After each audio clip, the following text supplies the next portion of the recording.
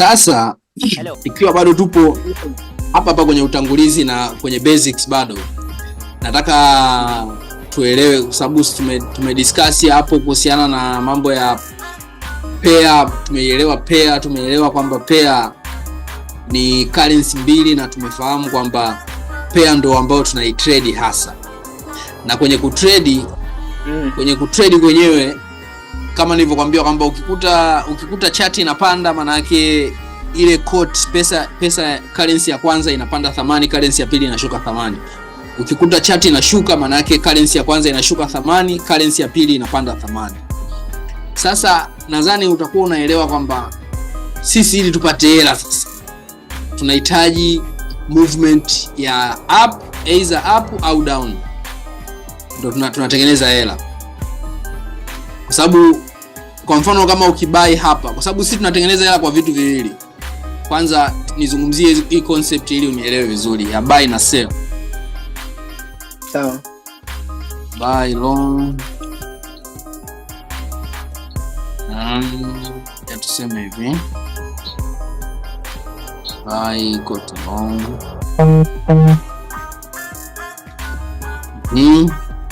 Kwenye trading sasa sisi kama nilivyokuambia, sisi ni speculator, ni watu ambao tuna speculate kwenye haya masoko. Tuna take advantage ya either kupanda au kushuka kwa bei, ndio tunaenda tunatengeneza hela. Kwa hiyo sisi tunafanya vitu viwili, either tunaweza tukabuy au tukasell. Umeona kama hapa nilivyokuonyesha.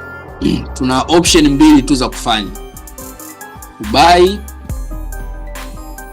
na kusell. Sasa kubuy na kusell, nadhani unaweza kuwa unaelewa tu kwamba kubuy ni kununua kama tunavyofahamu, na kusell ni kuuza kama tunavyofahamu. Lakini tunapokuwa tunazungumzia kwenye trading, tunapohitaji buy na sell kwenye forex trading, maana yake unatakiwa uielewe tofauti kidogo na maana ya kawaida. Umeona zina tofauti kidogo, na maana yake ni hii hapa. Kwanza kabisa tuelewane kwamba buy kwenye trading, badala ya kubuy, neno lingine ambalo wakati tunalitumia ni long, kwenda long. Manake kwenda long manake ni kubuy. Lakini pia badala ya kusell, neno lingine ambalo tunalitumia kwenye forex trading ni short, kwenda short. Umeona? Neno hayo ni maneno, lakini sasa nakuja kwenye maana ya kubuy na kusell kwenye forex trading. Ni kuambia kwamba nenda kaibuy US dollar JPY na maana gani, au nikikwambia nenda kaisell USD JPY na maana gani? Ndio maana yake hii. Maana yake ni kwamba kwenye kubuy kwenye trading, maana yake unatarajia kwamba bei itapanda, una anticipate kwamba bei itapanda. Unanisikia hapo? Nakusikia. Maana yake kwenye kubuy kwenye trading tunakuwa tunamaanisha kwamba una anticipate. Sasa kubuy kwenye forex trading ni kwamba unatarajia bei itapanda, au una anticipate bei itapanda. Umeshafanya uchambuzi wako na umeona kwamba bei itapanda, ndio una buy. Na sio kama tunavyoelewa kwamba kubuy kununua kama maana ya kawaida. Yaani hapa sasa unatakiwa uanze kuapply zile tabia za kitrading na tabia za financial. Umeona? Maana yake tunavyosema kwamba buy au kwenda long, tunavyokuwa tunaitafsiri kwenye vichwa vyetu ni kwamba tunatarajia bei itapanda. Hayo ndo maisha ya trader, na hivyo ndo unavyotakiwa wewe uwe unafikiria hivyo. Nikwambia bana kaibuy euro US dollar, maana yake nakwambia kwamba itapanda bei, natarajia ipande bei, ndio maana una buy. Na nikikwambia kwamba kusell, maana yake ni kwamba una anticipate bei itashuka. Yaani hapo hiyo ndo maana ya buy na sell kwenye forex trading.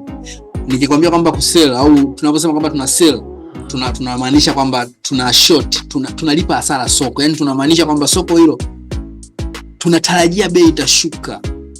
Unajua Kiswahili ni lugha fulani ambayo haijatimilika, yani unajua ndio maana inakuwa kama vile ina miss. Lakini kwa Kiingereza inaleta maana. Ukijaribu kuielewa Kiingereza unaielewa vizuri tu. Umeona? Ni kwamba unatarajia bei itashuka, una sell. Na maana yake ni kwamba ukisell kwa mfano hapa, ukitarajia bei itashuka. Bei ikiwa inashuka unatengeneza wewe faida. Lakini bei ikiwa inapanda unatengeneza hasara. Umeona? Kwa hiyo hapo kuna scenario mbili. Kuna kupanda kwa bei au kushuka kwa bei. Ngoja nitumie arrows ili unielewe hapa. Sababu bei inaweza ikapanda au inaweza ikashuka muda wote ule. Sababu soko linatembea katika namna ambayo ya ajabu sana. Kwa mfano hapa umesell, bei inaweza ikapanda na bei vile vile inaweza ikashuka. Lakini wewe ili unufaike katika hii scenario ni lazima bei ishuke. Kwa hiyo kwa scenario ya kusell maana yake inatakiwa bei ishuke. Ya tuweke hapo kitu kama kwa scenario hii inatakiwa bei ishuke, lakini bei ngoja niandike hapa. Tuseme hapa ndo profit. Bei ikiwa inashuka ndo unatengeneza wewe faida. Lakini bei ikiwa inapanda unatengeneza loss. Ukiwa umesell, manake ni kwamba umetarajia bei ishuke. Manake bei ikiwa inashuka unatengeneza faida. Ndio maana kwenye trading tu watu wanasemaga kwamba unapata faida hata bei ikiwa inashuka. Of course unapata faida hata bei ikiwa inashuka. Unachotakiwa wewe ni kupredict sawa sawa. Umeona? Ni kuweka prediction sawa sawa. Yaani kinachotakiwa ni kupredict sawa sawa. Kwamba unahisi hapa bei itashuka na sell, na hisi hapa bei itapanda na buy. Kwa hiyo maana ya kubuy na kusell kwenye trading ni kutarajia bei itapanda na kutarajia bei itashuka. Unapotarajia bei itapanda una buy, na unapotarajia bei itashuka una sell. Na ukifanya hivyo na bei ikaenda upande wako kweli unatengeneza faida. Lakini ukifanya hivyo na bei ikaenda upande ambao sio wako unatengeneza hasara. Ndio hapa nazungumzia scenario moja. Kwa mfano hii scenario hapa ya hii hapa. Scenario ya kusell, ukisell bei ikaenda upande wako nimekuwekea profit hapa. Unatengeneza faida huko. Ikawa inashuka huko. Maana yake umetarajia bei ishuke, umeanticipate bei ishuke na bei inashuka unatengeneza faida. Lakini ukisell na bei isiposhuka ikawa inapanda juu hivi unatengeneza loss. Maana hivi ni vitu ambavyo unatakiwa uvielewe mwanzoni kabisa, mapema kabisa. Tutaenda kuelewa mbele huko jinsi gani ya kumanage mambo ya loss na vitu kama hivyo. Na huku vile vile na kwenyewe. Umeona? Ni kwamba umebuy una anticipate kwamba bei itapanda. Unataka bei ipande, unatarajia bei ipande. Umeona? Na hapa bei ikiwa inapanda unatengeneza faida kwa sababu ndio kitu ambacho umekianticipate wewe. Umepredict kwamba bei itapanda. Na bei ikiwa inapanda unakuwa unatengeneza faida. Kama ulikuwa umeingia na $100, utaona tu mara $150, $200, $300, itategemea na umetumia lot size ya ngapi. Tutaenda kujifunza mbeleni huko vitu kama lot size na mambo mengineyo. Umeona? Lakini hapa ukiwa umebuy kwamba kwa maana ya kwamba umetarajia bei ipande au umeanticipate bei ipande, lakini bei ikawa haipandi, alafu bei ikawa inashuka, kwa sababu hivi vitu vyote vinatokea kwenye market. Chochote kinaweza kikatokea wakati wowote ule, bei inaweza ikapanda au ikashuka. Muda wowote ule. Hakuna mtu ambaye anaweza akajua kwamba soko litafanya nini ndani ya dakika 2 au dakika 3. Tunachokifanya ni speculation. Tuna speculate. Ndio maana tunatumia stop loss kuzuia hasara isiwe kubwa. Umeona? Kwa hiyo sasa hapa manake faida ya ukiwa umebuy, faida unaipata bei inapokuwa inapanda. Tuseme profit tunaiweka huko sasa. Ya tuipe rangi. Hii ndo rangi ya faida. Na huko of course ngoja niipe rangi ya faida hii. Ya. Lakini ukiwa umebuy, alafu bei ikawa haijapanda juu, bei inashuka chini namna hii, maana yake unatengeneza loss. Kwa maana kwamba umepredict bei ipande na bei haipandi inashuka. Maana yake umekosea prediction. Umeona? Kwa bei ikiwa inashuka huku ndio unakutana na loss. Namna hii.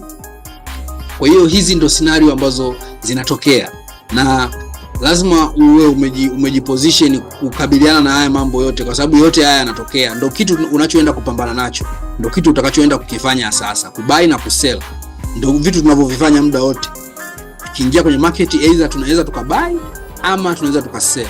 Kutokana na nini? Kutokana na prediction, kutokana na jinsi tunavyolipredict soko. Tunahisi kwamba litaenda upande gani. Tukihisi litaenda juu tuna buy, tukihisi litaenda chini tuna sell.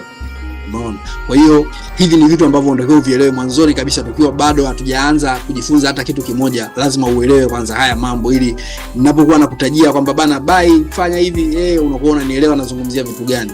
Umeona? Haya, sasa huu uelewa hapo unatuleta kwenye kitu kingine, unatuleta kwenye point nyingine ambayo ya msingi sana, ambayo tunatakiwa na yenyewe tuielewe mapema kabla hatujaanza kusoma ile kindakindaki kabisa. Ni kwamba kwanza unatakiwa kujua wewe kama trader, kama msingi wako ni kwamba bei inapopanda ukibuy unapata faida na bei inaposhuka ukisell unapata faida. Maana yake lazima ukubaliane na mimi sasa kwamba lazima utakuwa unahitaji kupanda au kushuka kwa bei. Yaani utahitaji hichi kitu ndio unachokihitaji. Lazima soko liwe linakupa kitu kama hichi. Umeona? Lakini soko likiwa linaenda kwa mfano,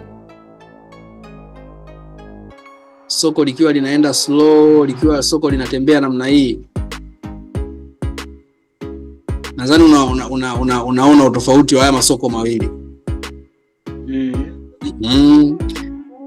Masoko yote yana range, lakini hili hapa ni soko ambalo lina volatility. Tunasema huku kupanda huku kushuka kwa bei, kwa lugha ya trading tunaita ni volatility. Umeona? Volatility ni neno ambalo utakutana nalo sana, ni vizuri ukawa familia nao mapema. Sawa. Volatility ndio kupanda au kushuka kwa bei. Umeona? Sasa tunahitaji bei iwe inapanda au inashuka kwa nguvu na kwa haraka. Kwa sababu kwa mfano kama ukiwa hapa umehisi bei itashuka kuanzia hapa, ukasell, maana yake utataka bei ishuke, iendelee kushuka, kwa sababu kadri inavyoendelea kushuka wewe unatengeneza faida. Kadri inavyoendelea kushuka wewe unatengeneza faida.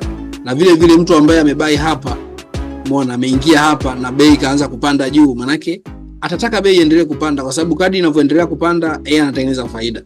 Kwa hiyo kwa kifupi, matrader wote tuwe tuna buy, tuwe tuna sell, tunapenda bei iwe inapanda na kushuka. Kwa kifupi tunaipenda hii volatility. Tunaihitaji sana, na sio tu kuipenda, tunaihitaji, kwa sababu hii volatility ndio inayotusababisha sisi tupate hela. Kwa sababu sisi tunapata hela kwa kufanya speculation, kwa kupredict. Tuna predict kwamba bei itapanda au itashuka. Hatuwezi kupredict kama bei ikiwa imekaa katika sehemu moja tu 2000 bei haipandi wala ishuki. Utapredict nini? Hauwezi kupredict, hauwezi kufanya biashara na hauwezi kupata hela. Ili upredict unahitaji soko ambalo lina move, soko linalotembea, soko ambalo linaenda, linasukumwa na linaenda. Umeona? Tunahitaji hiyo volatility ninayokuambia hapa, kupanda na kushuka kwa bei. Ndio hichi kitu hapa. Ndio maana nimekupa mfano wa hii michoro hapa. Huu mchoro wa kwanza, volatility yake unaiona kwamba ukiingia huku juu unapata pips nyingi. Hizi tunaziita pips, tutaenda kujifunza. Unapata pips nyingi, lakini kwa sasa hivi elewa kwamba tuna take advantage kwenye aidha kupanda au kushuka kwa soko. Kwa hiyo bei inavyokuwa inapanda au kushuka, sisi ndio tunavyo take advantage na tunaingia kwenye market kwa lengo la kwenda kufanya speculation, na prediction zetu zikiwa sawa sawa. Kwa maana kwamba tukipredict sawa sawa, maana yake tunatengeneza faida. Umeona? Unanisikia eh? Ya, nakusikia kaka. Tunatengeneza faida. Sasa kama tunahitaji volatility, hapo ndipo, ndio maana kwenye kutrade tuna trade currency kubwa, pesa kama euro USD, pesa ambayo ina volatility kubwa. Umeona? Mfano twende hapa nikuonyeshe kitu mara moja. Euro US dollar. Nataka tuione hiyo volatility ninayozungumzia ili tuelewane. Ya twende kwenye time frame kubwa. Leo unaweza kuona jinsi yani bei inavyopanda na kushuka. Hii ndio ninasema ndio volatility. Unaona? Hapo bei imedrop hadi hapa. Watu walioseli huku wametengeneza faida. Umeona? Lakini kuna watu wanatengeneza hasara pia. Nakupa tu mfano hapa. Umeona? Lakini volatility nyingine hiyo ime-rise, ime-drop. Umeona? Yani huku kupanda na kushuka ndio volatility. Yani kwa sisi ndio tunaipenda, tunaihitaji ili tuweze kutengeneza faida, kwa sababu faida yetu sisi tunaipata aidha bei inapopanda au inaposhuka, tukiwa tumefanya prediction sawa sawa. Ni kama vile watu wanaobeti mipira, ni kwamba mtu anabeti timu 5 au mtu anaweza kabeti mechi moja kwamba Manchester United anamfunga Chelsea. Ni kwamba prediction zake zikiwa sawa sawa, kweli Manchester akienda kumfunga Chelsea, maana yake yeye anapata anakuwa ameshinda, amekula hela. Lakini prediction zake zikienda tofauti, huyo Manchester akifungwa, maana yake yeye anakuwa ameliwa hela. Umeona? Hicho kitu ndio kinafanana na kwenye trading, na hapa ndio hicho tu kitu ambacho kinafanana na trading, lakini vitu vingine vyote havifanani na betting. Trading sio betting. Nimekupa huo mfano kwa maana ya kwamba prediction kwenye trading tuna predict bei itaenda wapi, lakini hatu predict kama kwenye mipira kwamba una predict kwa kuangalia sio performance ya timu ya mechi iliyopita. No, hapa tuna predict kwa education. Tuna predict kwa kuwa na maarifa ya kufanya trading kwa kutumia mbinu mbadala, mbinu ambazo zinaweza zikatusaidia sisi kuweza kutoboa kwenye haya masoko. Kwa sababu hapo sasa, kama utakuwa umenielewa juu ya volatility, turudi pale niende nikakueleweshe kitu kingine. Hapo sasa tuzungumzie namna jinsi watu wanavyotumia mbinu zinazotumika. Watu mbinu mbalimbali ambazo watu wanazitumia kufanya nini, ambazo na sisi pia ndo tutakazojifunza baadhi yake ili tujue kwamba tunafanyaje.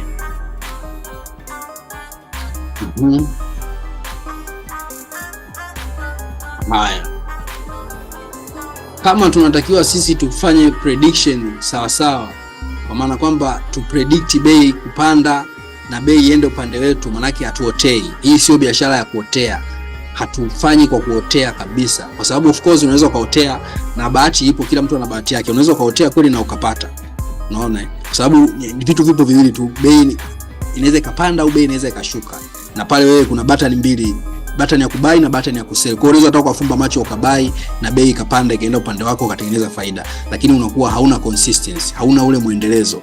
Ili uwe trader ambaye una trade kila siku na unakuwa na muendelezo, unatakiwa uwe na mbinu, uwe na strategy na uwe na uelewa na maarifa ya kutrade, ndio unakuwa unaweza ukawa unapata hela kila siku ama kila baada ya muda fulani. Umeona, tofauti na ukiwa una predict, ukiwa hauna mbinu. Na kwenye trading ukiwa huna mbinu tu, maana yake una predict, kwa sababu hakuna utakachokifanya zaidi ya kupredict, kwa sababu huna mbinu ambayo inakusaidia wewe kuweza kufanya uchambuzi kwenye soko au kujua kwamba bei inafanya nini na inataka ifanye nini. Maana yake utakuwa una predict. Kwa hiyo ni muhimu ukawa na mbinu. Sasa sababu tumeshaongelea haya mambo na tumeshaelewa, ngoja hapa tuzungumzie kitu kimoja ambacho kinafahamika, mbinu zenyewe ambazo zinatumika kufanya analysis. Kwa sababu tunatakiwa tufanye prediction kwamba bei itapanda au bei itashuka, lakini ili tufanye prediction kwamba kujua kwamba bei itapanda au itashuka, tunatakiwa tusaidiwe na nini? Tusaidiwe na mbinu kadhaa, kwa sababu kama unavyoona hili soko lilivyo, hizi ni candlestick, na ukiachilia mbali kwamba hizi ni candlestick, hizi zinaonyesha bei ilipotoka, bei ilipotoka before huko ilikuwaje na ilipo sasa hivi. Bei ilipo sasa hivi ndo hapa inapokuwa inaendelea kumove, ndo ipo sasa hivi, na ilipotoka huko before ilikuwa shingapi, ndo kitu ambacho hii candlestick inatuonyesha, lakini haijui kwamba bei inaenda wapi au bei itakuwa shingapi. Hata baada ya dakika moja tu haiwezi kujua kwamba bei itaenda wapi, kwa sababu hii candlestick, hizi bar unazoziona hizi chart, maana yake zinabeba yani tuseme kwamba zina tafsiri matukio ya watu wanaouza na kununua, buyer na seller. Buyer wakiwa wengi, wakiwa na buy, utaona candlestick ina za kubai ambazo ni hizi za bullish zenye rangi ya kijani. Hii ni rangi ya nini, kijani of course. Utaona zinapanda, maana yake buyer wapo wengi, ndio hichi inachoonyesha. Na seller wakiwa wengi, utaona candlestick ya rangi nyekundu ambayo inamaanisha bearish.